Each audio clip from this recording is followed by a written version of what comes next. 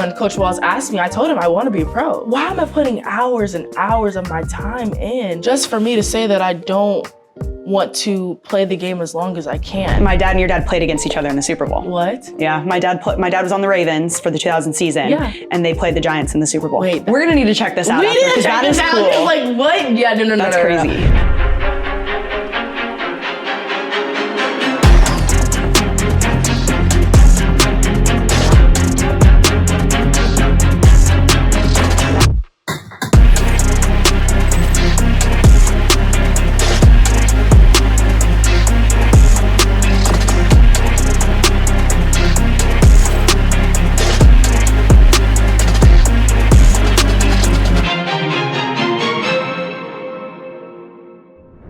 Welcome to Beyond the Court, where we dive into the stories of powerful female athletes. I'm your host, Tori Dilfer-Stringer, and each week we'll explore the triumphs, challenges, and passions that drive these student athletes both on and off the court. Let's get started. Hi everyone, welcome back to Beyond the Court. Today we have Nyla Harris with us. Hello.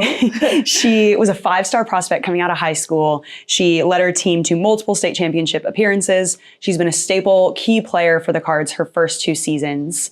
We're excited to have you. She led the team in field goal percentage last year, which is pretty amazing. Thank you. And also tied for a team high 6 double-doubles. Yes. So Nyla, I'm so excited to get to know you just more as a person. Yeah. Let's just start with your journey. Tell us about, what's led you here and Yeah, so hello, I'm Nyla. I'm from Orlando, Florida. I went to Lake Highland Prep. Lake Highland was pretty much known for girls basketball. They had many years, many players that came out of the school, turned into pros, were high college athletes. That's just really what defined Lake Highland whenever you thought about it, and the great education system that they would have as a private school. I came into Lake Highland my 10th grade year. So before that time, I was at the First Academy, which is also in Orlando, Florida. Basically, I went to the First Academy before I went to Lake Highland, and I was at the First Academy since 6th grade. Okay. Yes, 6th grade.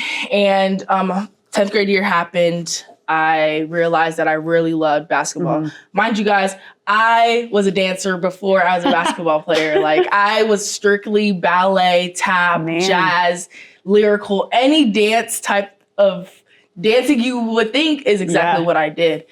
So maybe I should have been on the lady bus instead of here. Dual sport athlete, right? Exactly. Might as well. So I played basketball at the First Academy, but I was a dancer, right? So the basketball coach saw me walking to lunch one day. She was like, "You're way too tall. We need a post player. Can you try out for the team?" And I was like, no. Because I love dancing. Like, it was my way of expressing whatever I was feeling. I just felt so excited whenever I had to go to dance class. So I was like, okay, I'll go to tryouts. My dad was all for it because he was like, you need to play a sport. Dancing's not a sport. Dancing is a sport. And I was like, well, Dad, I can't. Like, I'm not going to let go of dance. Like, I've been dancing since I was 3 years old. Like, why would I do that? Yeah. And then he was like, okay, well, then do both. Like, since you can't let go of dance, you might as well just do both. So I was like, okay. So I would literally go from basketball practice after school to dance practice later that night. And I will keep doing it every single day. I didn't care. Like, I was like, I'm going to be able to do both because I wanted to be a part of every dance show there was. And then a time came where I had to make a decision. My dad was like, look, like, you're getting too tall for dance. Is dance going to pay for your school? And I was like, I think it might. He was like, not as much as basketball. And I was like, yeah, you're right. And then I was like, okay, I'll let go of dance. I'll do it. So then full-fledged basketball. Wow. I was strictly a post player. All I did was catch the ball, turn, put the ball in the hoop, and run down. That's all I did. And then I just started growing love for the game. Now, it's not as much as love that I have for the game now, but it kind of felt like I had to do it. And this is kind of the time in my life now where it's something I want to do. Yeah. And I thank my dad, of course. But after things started getting serious for me at TFA, I was being talked about in the newspaper. At TFA, it was the first time I ever got reached out by the little ranking system they have with ESPN for high school players to be on it. And then I did that. And then I went to USA trials and I just realized that this was something that I was heavily putting myself into, my time into. And if I wanted to do it, I'm going to do it at a high level. I'm going to do it as much as I can. I'm going to put all the time I can into it. And that took me eventually playing for an AAU team who turned out to be my high school coach's AAU team that was at Lake Highland. And so I was playing for him during the summer. He was like, you might as well just come to Lake Highland and just play for us at both seasons. And I was like, I don't think I can do that. Like, I really like TFA. I like, also, mind you, TFA is a Christian private school. So I loved also learning about God and learning about him at a young age. It just instills wisdom in you. So when you're at this age, you're a little bit more ahead. And so I was like, oh, I don't know. Toured Lake Highland. And I was the new kid on the block. And it took a little while for the girls to get kind of warmed up and knowing there's another person coming on the team. And I went through a lot. Like, I'm not going to lie. Like, I went through, I don't think this is a school for me. I don't think I'm being wanted here. And when I went to Lake Highland my 10th grade year, I won the state championship my 10th grade year. Then I won it again my 11th grade year. Then I won it again my 12th grade year. And we were able to go to Geico Nationals. Like, our team was on a full-fledged national scale. And it was more about, it just turned into more of like, this is who I am, more than like, this is something that I wanted to do. And I started noticing that I'll put in tons. Like, I mean, during COVID, Tori, I was like on the driveway playing basketball, FaceTiming my trainer, just nonstop. Like, we bought a basketball hoop and everything. And then I'll just put plenty of hours into it. And when the rankings came out, I was around 18. The first ranking I was 8, and the second one I was 18. They just kept moving it. And I just noticed that I was dropping, and it was kind of like, I'm getting ranked and I'm dropping lower. This is bad. Like, I'm not going to be the player that I want to be. Like, I'm not going to go. At the time, I loved UConn. I'm sorry, Cardinal fans, I did. Like, that was the team that I was looking up to. And that was before I got my first offer, and my first offer was South Carolina. And then after that, schools just started coming. And then Louisville came, and Coach Purcell, who was here at the time, called me, and he was saying, we love your game, And then I talked to all the coaches, and I finally talked to Coach Walls, and just the excitement on their faces to talk to me really just meant so much to me. I really just started to realize, like, it's not about the rankings. Like, and I feel like I really tried to base my game off of that when it's one person's opinion. And that's one person's opinion about your game versus a whole bunch of people who actually may know the game better than that person. And so I realized, okay, if this coaching staff really likes me as a person before I am a player, why wouldn't I come here? I think the biggest thing is it's hard because when you get to college, you have two choices. It's either you want to go pro, or this is something that you want to do, but also you know that you don't have to play basketball for the rest of your life. It's just as simple as two straight separations. And I feel like that's pretty much for every sport. It's either you go the pro route, or you know the route that you're going to take, and you know that you're not going to play the sport for that long, and you know you have connections and all this stuff.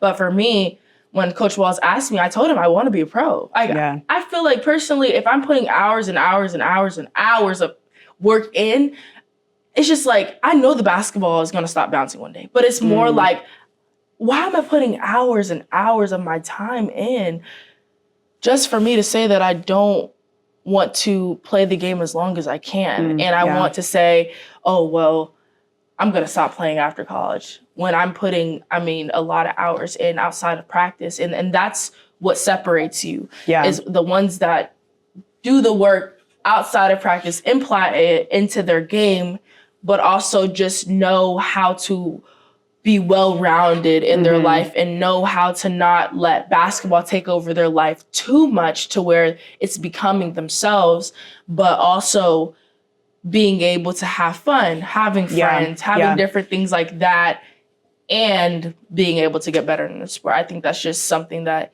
is really important. Yeah, that's powerful. I feel like basketball's such a heavy, huge piece of your life, but you aren't the game. Yeah. You know, your entire identity is not fully wrapped up in what happens on the court today in practice or when the season starts or in the tournament next year. You know, you're chasing your personal best, which then makes your team better, but you're also just trying to chase after like, how good can I be at something? Like I'm chasing my best as a person and as a player, and that journey's fun because it's so much fun, right? Because it's like something new comes up every day, and I just love that you brought up like you still focus on things like who I am off the court. Yeah.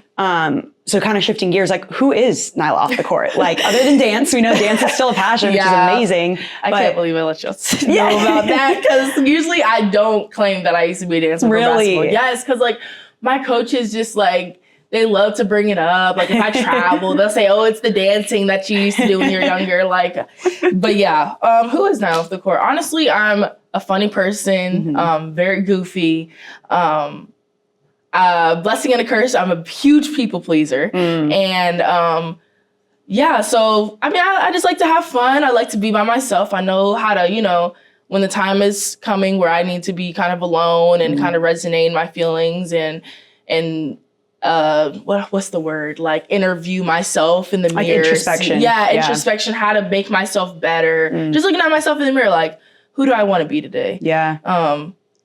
And the one thing that the coaches here at Louisville have done so well is kind of making me not base my life off of basketball. Like, you are a person. You're not perfect. And I think that when I first came here, that was the biggest downfall for me was I was so much of a people pleaser that I forgot about myself and like my own feelings, and I would drive myself insane to make sure that like everyone else was happy around me and not really checking in with myself. I mean, it's sad, but it's the truth. So I think when you just think about me, like I said, I'm goofy. On the court, I'm a leader. I try to be the best I can. I know I'm not perfect, but every single thing that I do, anything I do for someone, anything I do for my teammates, my coaches, I'm going to do it to the fullest potential.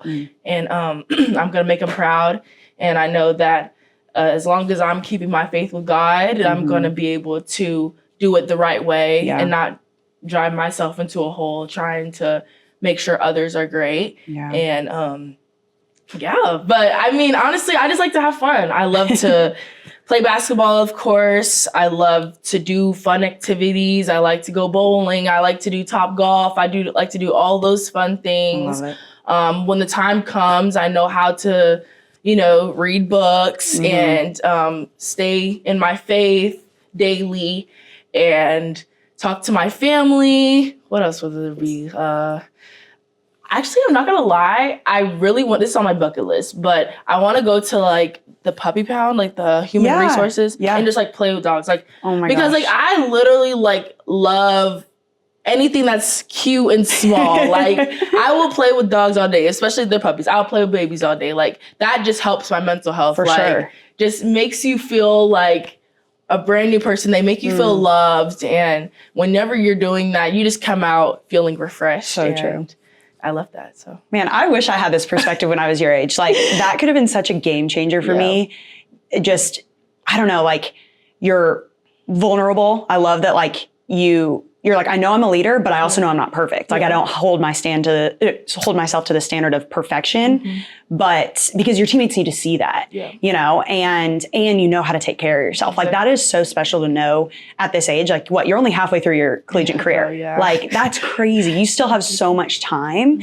And I mean, that's what makes you so special is that like there's a Nyla basketball and then there's just Nyla.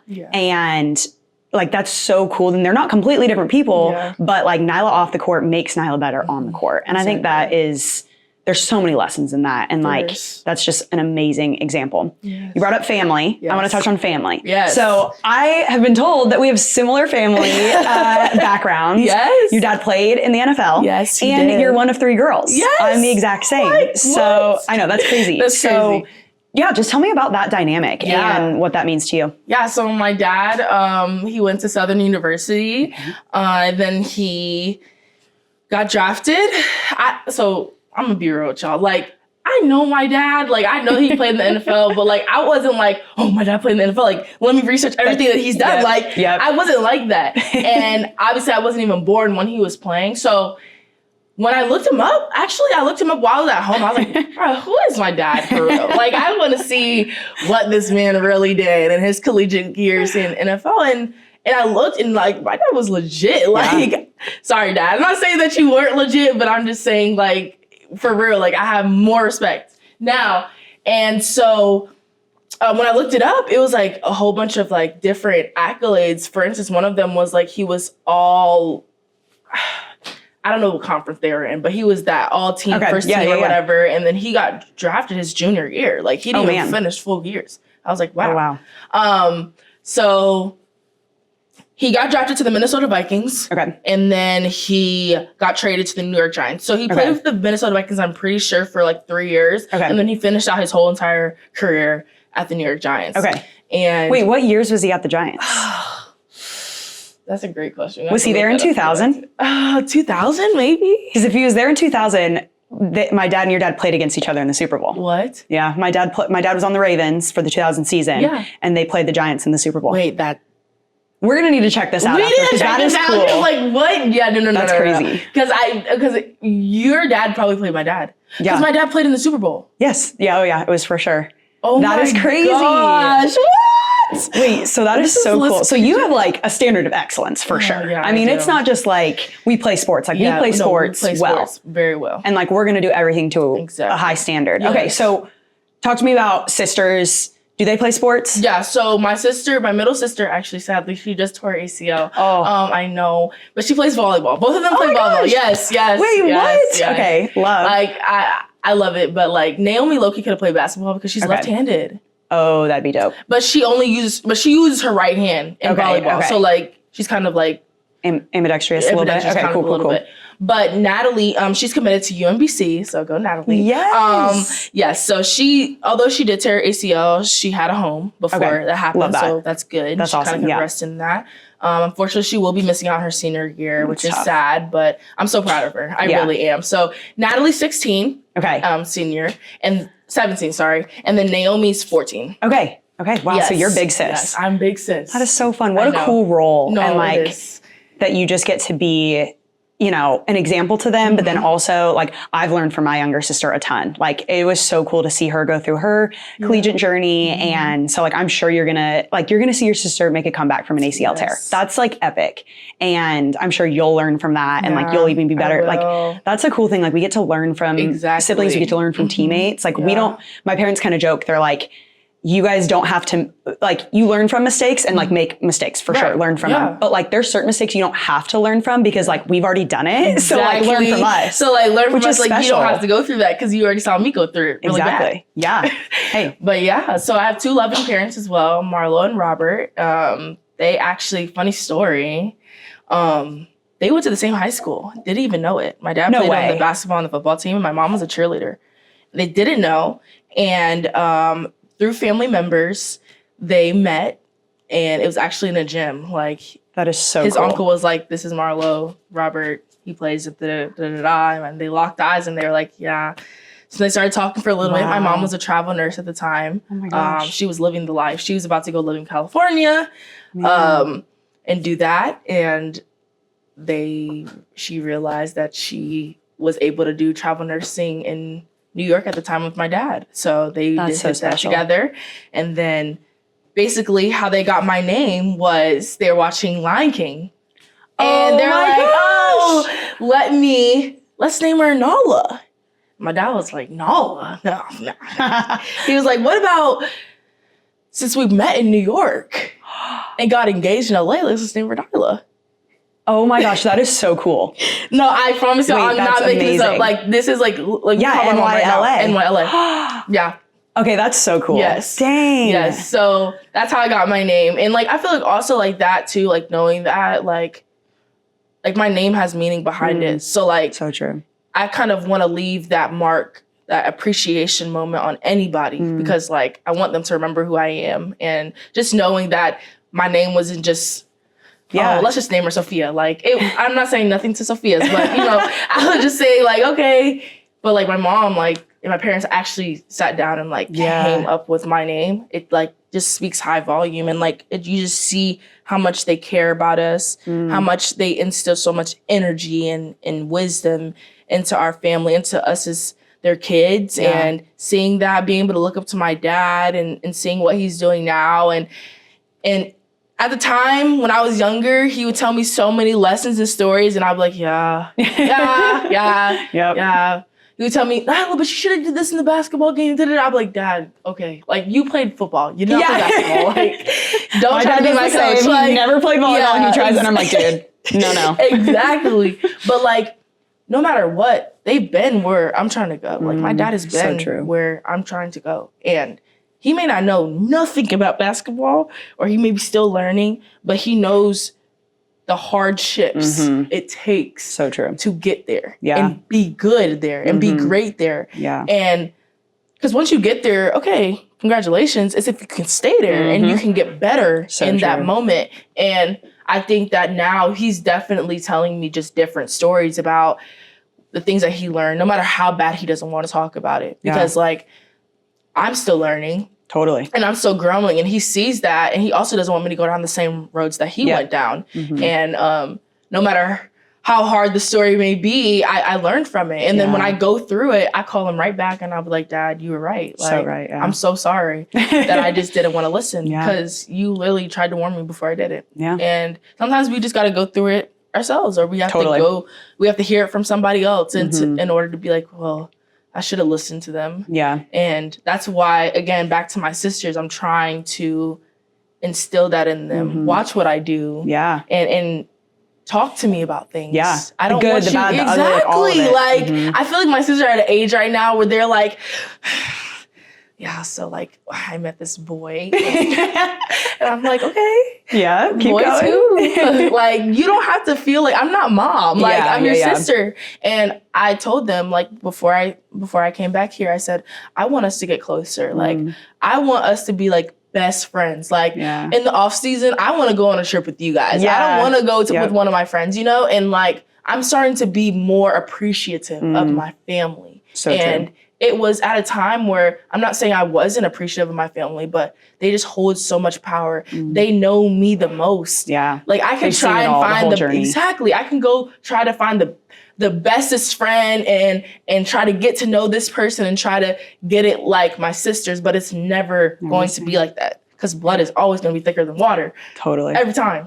Man, sisterhood is like, so I'm in the middle. I'm like 3 years from each of my sisters, which I hated growing up. Yeah. But now it is like seriously my favorite thing ever, because I get to be big sister, I get to be little sister. Exactly. They are two of like the greatest people I know. Yeah. And it's just such a strong bond. No, and it is. Again, like getting to learn from each other, and gosh, it's just so special. No, it is. And Natalie's the middle child, and it's just hard being the middle baby. It is a little bit, yeah. Because she'll love it eventually. Yeah, she will. I know she will. But like, sometimes she picks and chooses who she wants to be. Yeah. She wants to be the older sibling today, or she wants to be like Naomi. Like, I'd be like, Natalie, just, be the older sister. Like, when I'm not there, be the older sister. Yeah. Do what the older sister's supposed to do. And I feel like the more I call them, the more we hang out together, the more they're going to become the people that I'm just going to call it. And then once I get to that stage, and my sisters are at an age where it's like, they're like my best friends. Like, it's so special. That is so special, bro. I can't wait. Oh, that's awesome. Yeah. Okay, so you talked a little bit about how your name carries weight. Yeah. And you want to represent yourself, your family, to the best of your ability. So on that note, and to wrap up, what do you want your legacy to be when you leave here? Yeah. I want my legacy to just be that I was that, when someone asks Josh, for instance, who was that one player that came through here and whenever they came in the room, you knew they were there. They held so much weight, and it didn't have to be on their playing fields. It didn't have to be in the classroom.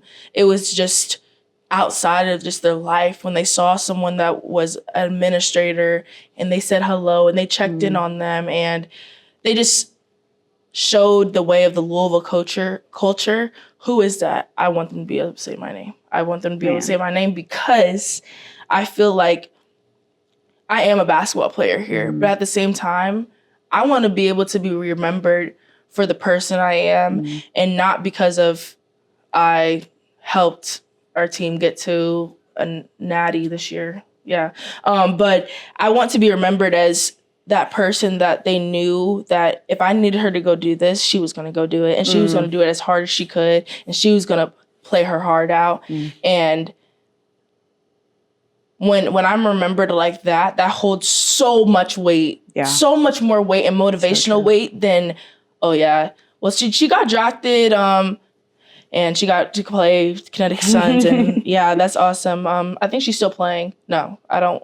Yeah. Oh yeah, Nyla's doing this. We're still following her because we love her and we know what she did for the Louisville culture. She wasn't just a basketball player. She was a great person. She helped her teammates. She uplifted those around her, and she made things bigger than herself. That's what I want to be remembered for. I don't really care to be remembered as the best basketball player. I don't really care about that. There's plenty of great basketball players that came through here. So man, that is powerful. Yeah, that thank you. Is truly, again, I'm like jealous of your perspective at this age because that's so special, and you do encapsulate that. I remember the first time I met you, it was at an FCA, and I was just like, who is this? She's amazing. She's a ray of sunshine, so outgoing, and so you're fulfilling that, and people are going to remember you that way. Thank you so much. I really appreciate that. Sorry. Well, thank you. Yes, thank you guys for having me.